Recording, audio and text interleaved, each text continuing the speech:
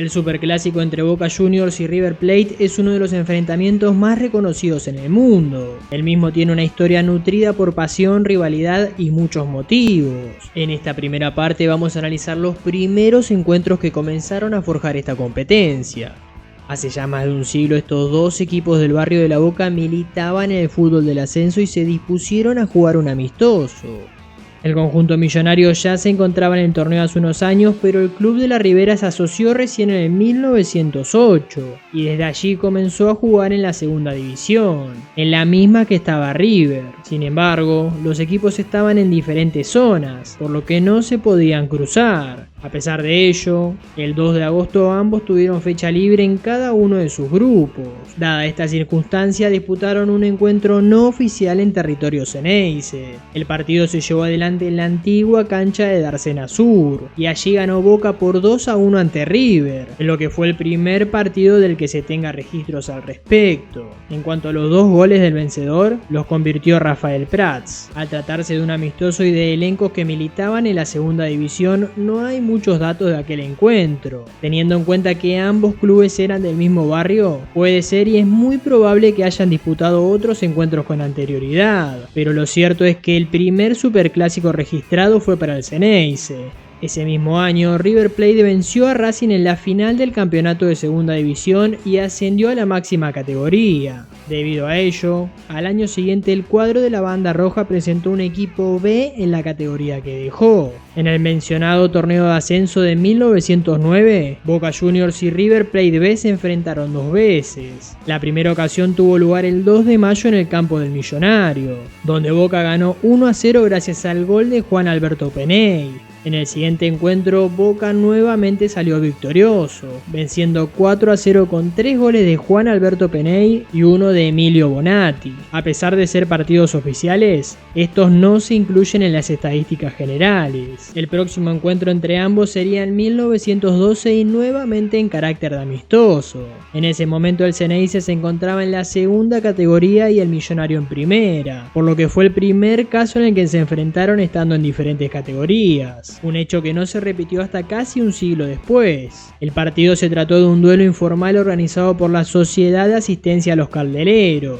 El mismo tenía la finalidad de recaudar fondos para un compañero herido en el trabajo, y el premio era 11 libras esterlinas. La disputa se desarrolló el 15 de diciembre y tuvo lugar en terreno riverplatense. El resultado final fue 1-1 y terminó 10 minutos antes, debido a que los jugadores de Boca se retiraron disconformes con los fallos del árbitro. Tras una reestructuración del torneo en el año 1913, ambos clubes se vieron beneficiados. El torneo había sufrido una rebelión en la que muchos clubes habían marchado a una asociación alternativa. Ante la poca cantidad de equipos en la primera división, se dispuso jugar el torneo con las instituciones que quedaban y ascendiendo automáticamente a todos los de la segunda división, además del campeón de la tercera y otros invitados.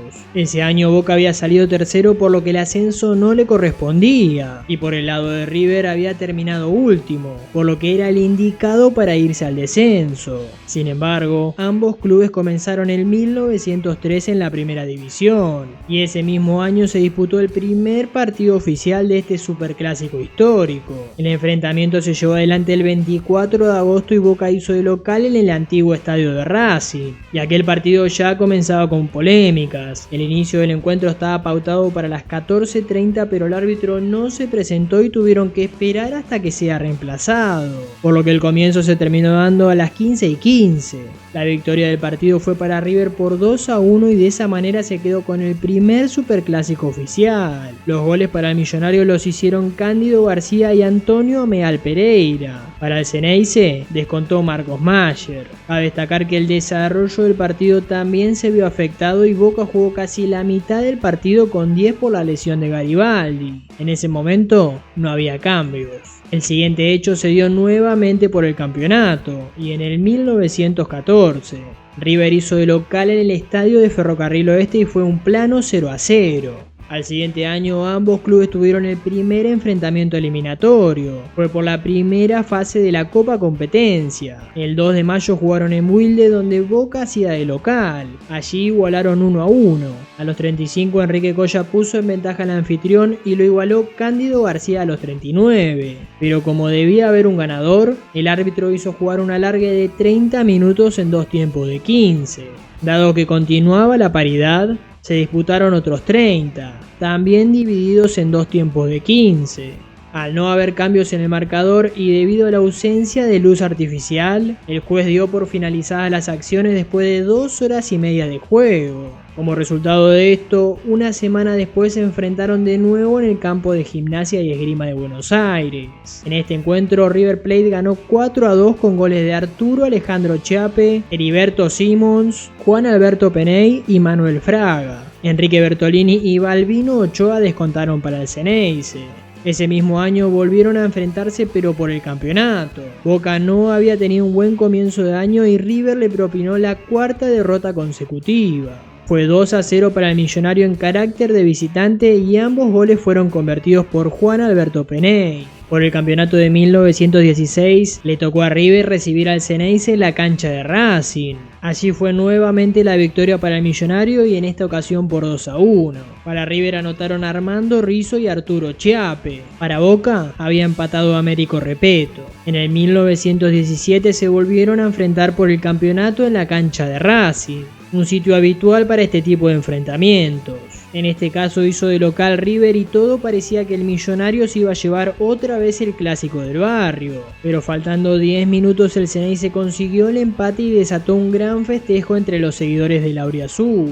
Los goles se los repartieron entre 2 jugadores. Para el Millonario, Francisco Taganino anotó por duplicado y Lázaro Amores hizo lo mismo para Boca. En 1918 la Copa Competencia los volvía a cruzar en una nueva disputa eliminatoria. Como de costumbre en la cancha de Racing, nuevamente por la primera ronda de este torneo, pero otra vez fue victoria para River, quien se impuso por 1-0 gracias a un gol de José Laiolo y selló su boleto a los octavos de final, quedándose así con el segundo mano a mano histórico. Ese mismo año también se enfrentaron por el campeonato y Boca pudo conseguir su primera victoria oficial. Fue 1-0 como visitante en la cancha de Racing con gol de Enrique Brichetto a los 7 del complemento. El clásico de 1919 había generado una gran expectativa y convocó cerca de 8.000 personas. A pesar de ello, el desarrollo del partido no se terminó volcando para ningún equipo y fue 0-0. Sin embargo, aquel campeonato se vio envuelto en una gran problemática, ya que luego de disputarse la 8ª fecha del torneo, se desató un conflicto entre los delegados de algunos clubes y la asociación, por lo que la entidad determinó desafiliar momentáneamente a Estudiantil Porteño, Independiente, Platense, Tigre, Racing y River. Ante esto, algunos clubes se solidarizaron con aquellos expulsados y la asociación decidió expulsarlos a ellos también. Como consecuencia, el campeonato fue anulado y los clubes sancionados formaron una nueva asociación, la Amateurs. Hasta 1927 ambas federaciones coexistieron, siendo la Asociación Argentina la única afiliada de la FIFA. Boca, por su parte, decidió mantenerse en esta entidad. Por lo tanto, entre 1919 y 1927 el Ceneice y el Millonario militaron en asociaciones diferentes. Debido a esto no se enfrentaron por 8 años. Finalmente, y como ya todo el ambiente del fútbol lo esperaba, se produce la reunificación de las dos asociaciones que comandaban el deporte más popular del país. Se crea la Asociación Amateurs Argentina y como resultado de esto, el campeonato pasó a contar con 34 equipos. Ante este panorama, el Superclásico tuvo lugar el 4 de diciembre de 1927, cuando el Ceneice de local se impuso por 1-0 con gol de Roberto Cherro.